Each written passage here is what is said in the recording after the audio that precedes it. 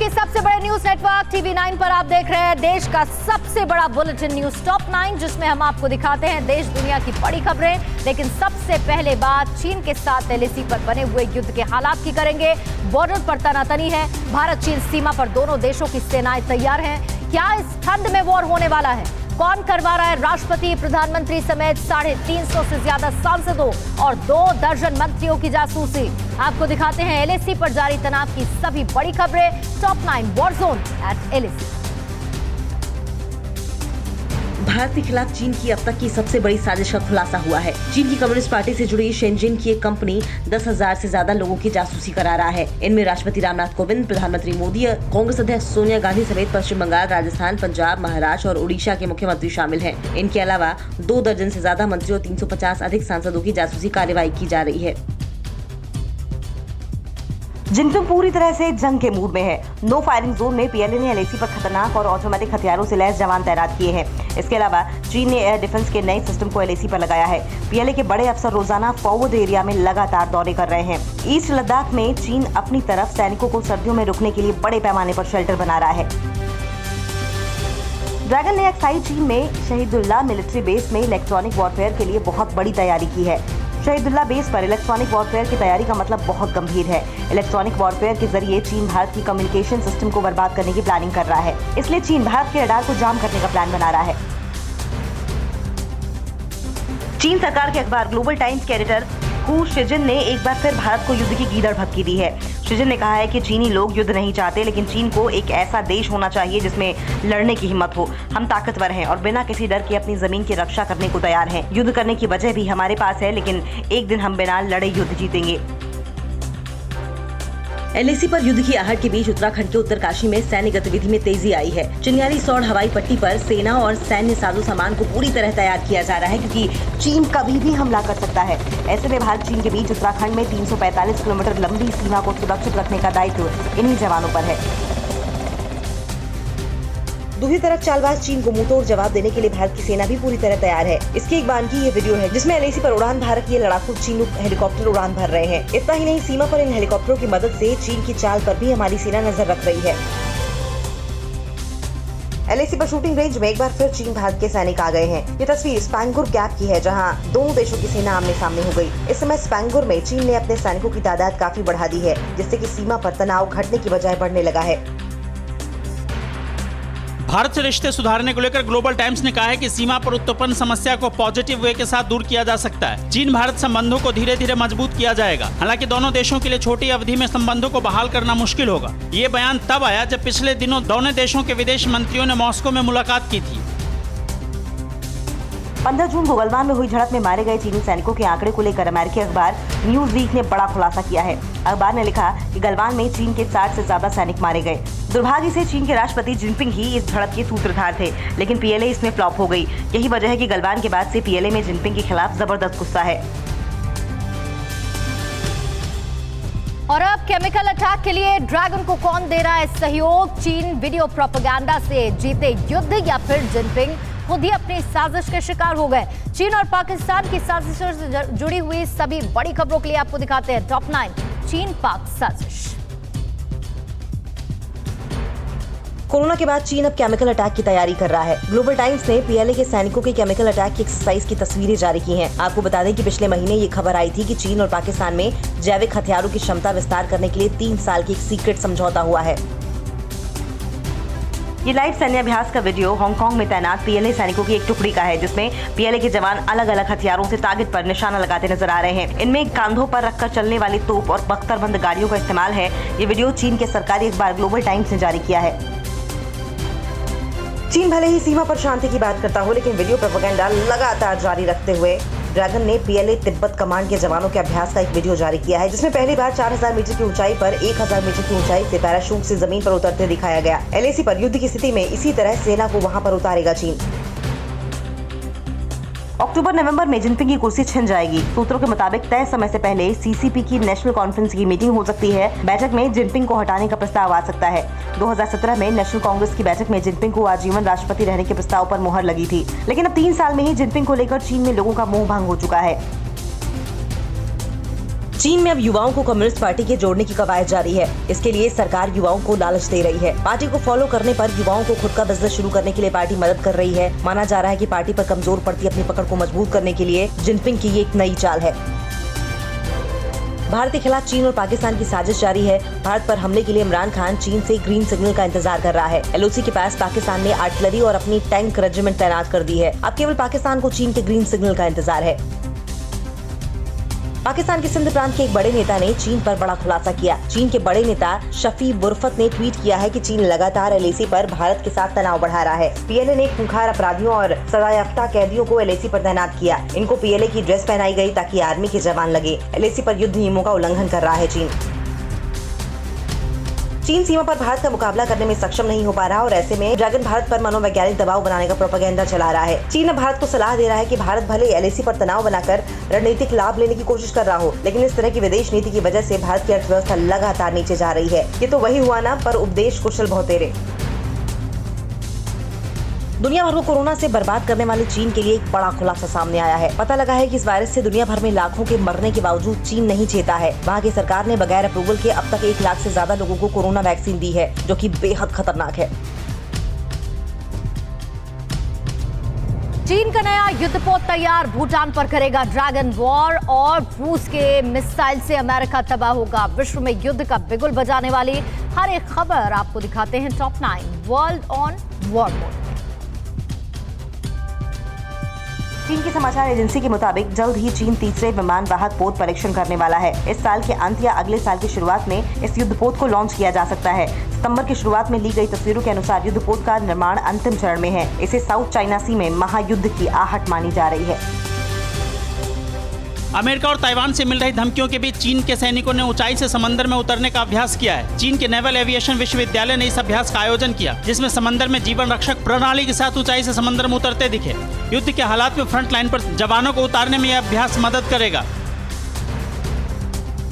लद्दाख और south China सी के बाद चीन की पीपल्स लिबरेशन आर्मी अब भूटान के खिलाफ नया मोर्चा खोलने की तैयारी में है। जानकारों के मुताबिक चीन ने सीमा को लेकर 25वें दौर की बातचीत के पहले चाल चल दी है। चीन ने बातचीत को अपने पक्ष में झुकाने के मकसद से भूटान पर दबाव बनाने के लिए पश्चिमी और मध्य भाग में बड़ी संख्या में सैनिकों की तैनाती कर दी है।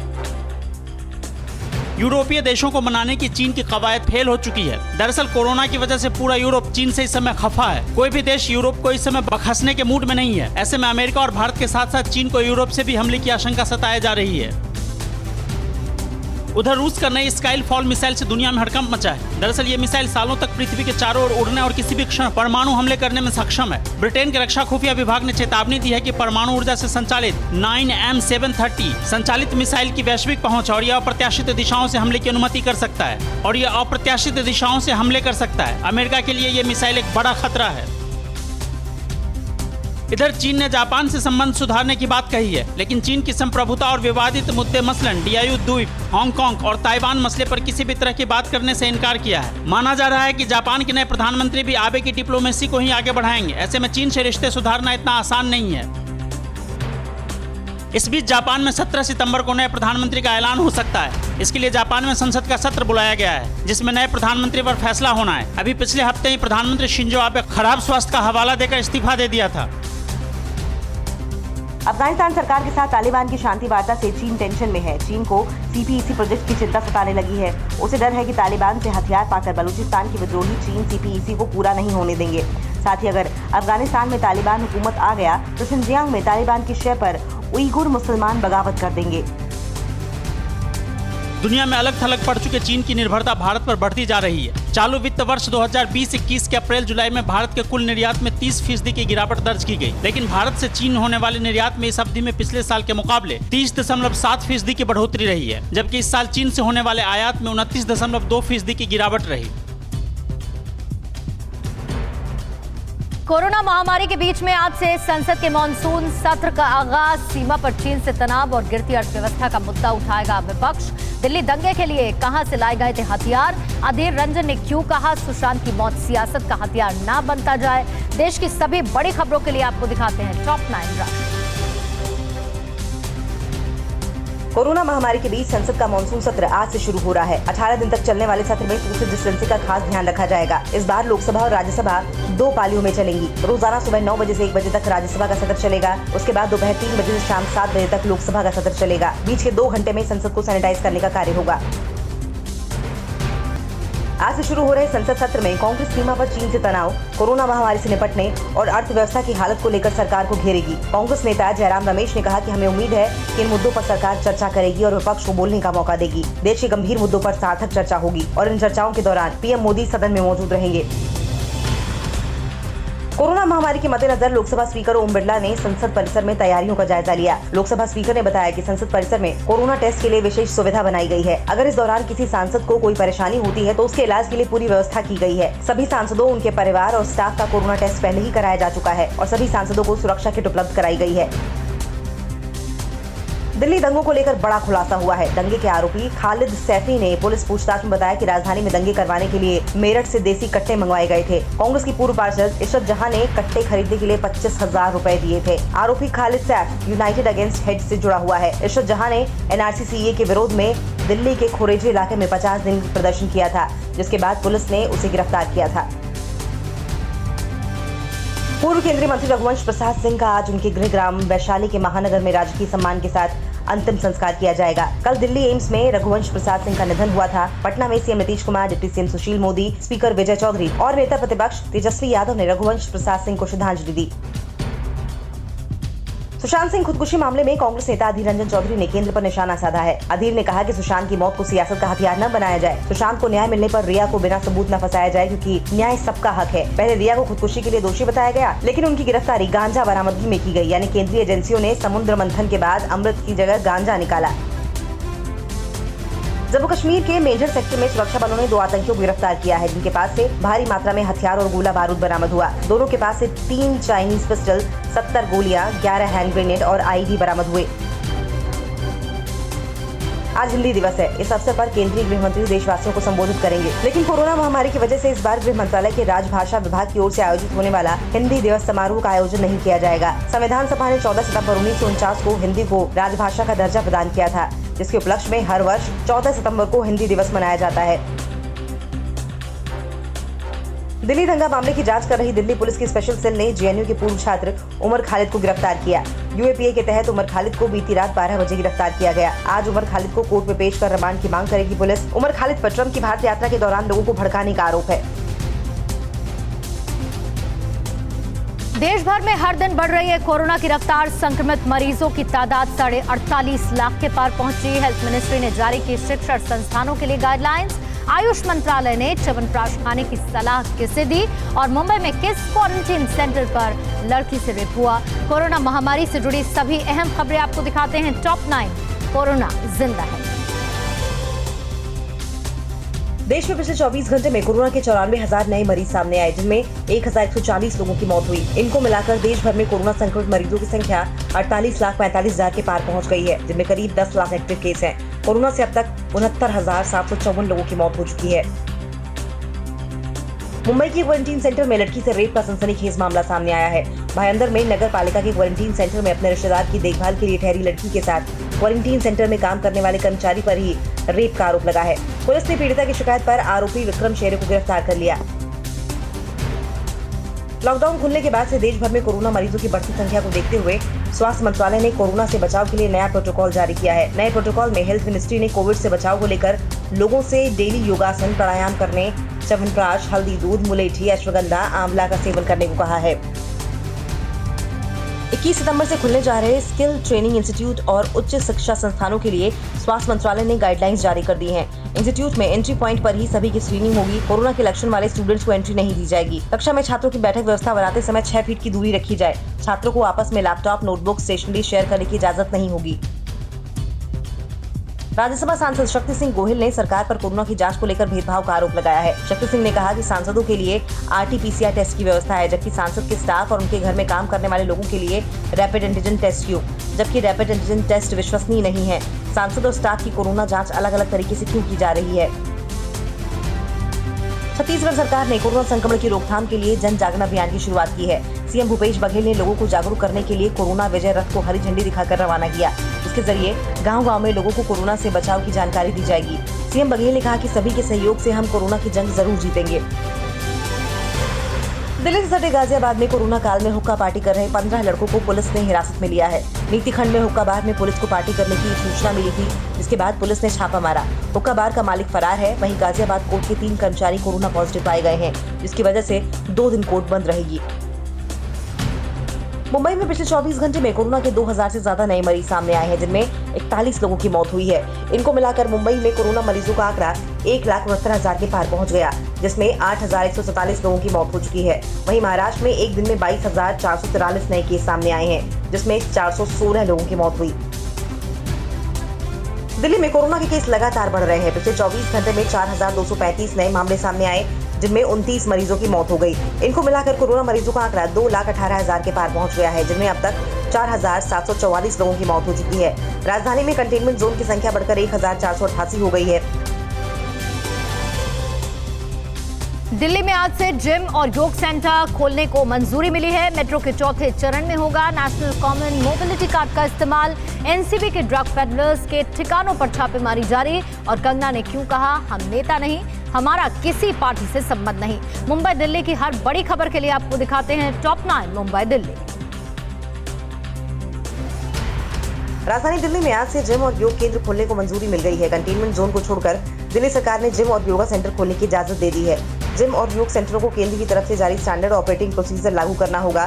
साप्ताहिक बाजार को भी 30 सितंबर तक खोलने की इजाजत दे दी गई है। आज से 30 सितंबर तक जोन में एक दिन साप्ताहिक बाजार खुलेगा। दिल्ली विश्वविद्यालय में आज ओपन बुक परीक्षा के दूसरे चरण में करीब 2000 छात्र हिस्सा लेंगे। इसमें वही छात्र हिस्सा ले पाएंगे जो पहले चरण की परीक्षा में शामिल नहीं हो पाए थे। 1600 छात्र ऑनलाइन और 400 छात्र फिजिकल मोड में अपना बुक परीक्षा देंगे। कोरोना महामारी की वजह से ओपन बुक परीक्षा के लिए बहुत कम छात्रों ने नामांकन किया है। दिल्ली मेट्रो फेज 4 के तहत बनने वाले स्टेशनों में स्वचालित किराया लेने की व्यवस्था होगी। इसका ऐलान डीएमआरसी के निदेशक मंगू सिंह ने किया। मंगू सिंह ने कहा कि नेशनल कॉमन मोबिलिटी कार्ड के जरिए यात्री स्टेशनों में आ जा सकेंगे, यानी अब मोबाइल फोन भी स्मार्ट कार्ड की तरह काम करेगा और वन नेशन वन कार्ड का पूरा सपना होगा। दिल्ली हाईकोर्ट में समलैंगिकों को विवाह का अधिकार दिए जाने की याचिका पर आज सुनवाई होगी। याचिकाकर्ता ने हिंदू विवाह अधिनियम का हवाला देते हुए अधिनियम में 2 हिंदुओं के बीच विवाह को गलत नहीं ठहराया गया। समलैंगिकों को वही अधिकार मिलना चाहिए जो विषमलैंगिकों को मिलते हैं। दिल्ली के पटपरगंज में बदमाशों ने दिन दहाड़े कार सवार युवक की गोली मारकर हत्या कर दी। मृतक की पहचान योगेश के रूप में हुई थी, जो दक्षिणपुरी का रहने वाला था। पुलिस ने बताया कि हमलावर काफी दूर से योगेश का पीछा कर रहे थे। योगेश की कार जैसे ही रेड लाइट पर रुकी, बदमाशों ने अंधाधुंध फायरिंग कर दी और फरार हो गए। पुलिस ने केस दर्ज कर हमलावरों की तलाश शुरू कर दी है। सुशांत सिंह मामले में ड्रग्स एंगल की जांच कर रही एनसीबी की टीम ने मुंबई और गोवा में ड्रग पेडलर्स के ठिकानों पर ताबड़तोड़ छापेमारी कर भारी मात्रा में ड्रग्स बरामद किया। इसके साथ ही अब तक 7 ड्रग पेडलर्स की गिरफ्तारी हो चुकी है। गिरफ्तार आरोपियों के नाम है करमजीत सिंह उर्फ केजे, डॉन फर्नांडिस, संकेत पटेल, संदीप गुप्ता, आफ्ताब फतेह अंसारी, अंकुश अरिंजा, क्रिस कोस्टा।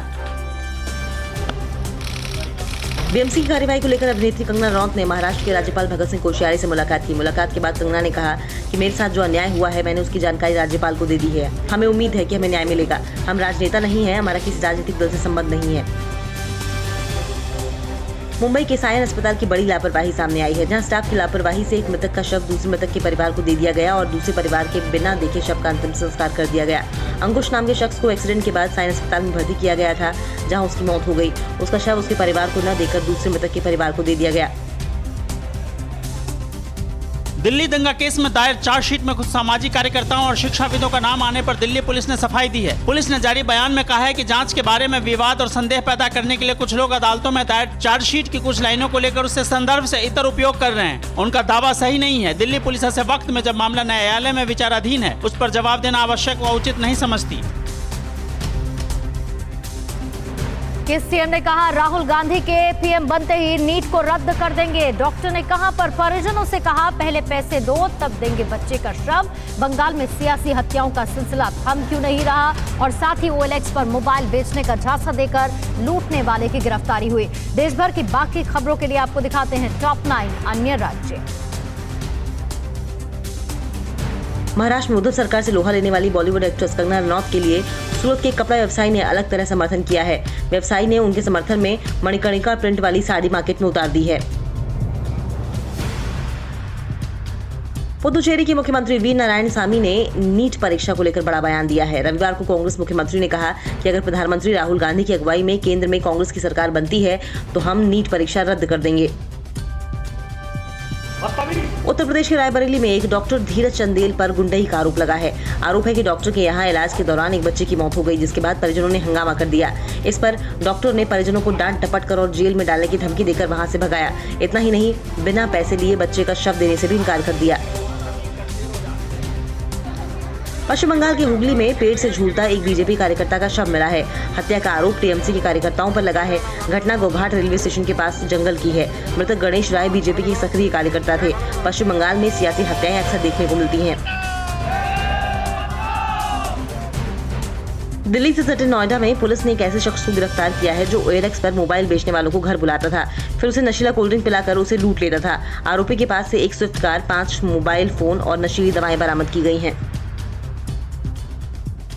यूपी में महोबा के पूर्व एसपी मणिलाल पाटीदार की मुश्किलें बढ़ गई हैं। महोबा में जिस व्यापारी को गोली मारी थी, इलाज के दौरान उसकी मौत हो गई। कारोबारी की मौत के बाद पुलिस ने मणिपाल पाटीदार के खिलाफ हत्या का केस दर्ज कर लिया है। इंद्रकांत ने वीडियो जारी कर मणिपाल पर 5 लाख रुपए महीने रंगदारी मांगने और न देने पर एनकाउंटर की धमकी का आरोप लगाया था। वीडियो वायरल होने के बाद इंद्रकांत को गोली मार दी गई थी। कोरोना महामारी की वजह से बंद धार्मिक स्थलों की वजह से भूखे बंदरों को तेलंगाना के सीएम के चंद्रशेखर राव ने केला खिलाया। यादाद्री में नरसिम्हा स्वामी मंदिर में पूजा के बाद जैसे ही सीएम निकले, उन्हें बंदरों का झुंड दिखाई दिया। सीएम ने गाड़ी रोककर पहले बंदरों को केला खिलाया, फिर रवाना हुए। मुंबई में बीएमसी द्वारा कंगना रनौत का दफ्तर तोड़ने पर हरियाणा के मंत्री अनिल विज ने निशाना साधा है। विज ने कहा, उपद्रवी जब किसी संपत्ति को नुकसान पहुंचाते हैं तो उनसे वसूली की जाती है। इसी तरह कंगना रनौत की संपत्ति पर तोड़फोड़ की वसूली महाराष्ट्र सरकार से की जानी चाहिए। ओडिशा एसटीएफ ने सुबर्णपुर से 479 किलो गांजा बरामद किया। साथ ही 4 तस्करों को गिरफ्तार किया गया, जिनके पास से करीब 10 लाख कैश बरामद हुआ है। चारों तस्करों के खिलाफ नारकोटिक्स एक्ट के तहत केस दर्ज किया गया है। बरामद गांजे की सप्लाई कहां की जानी थी, इसका पता लगाने की कोशिश में एसटीएफ की टीम जुटी हुई है।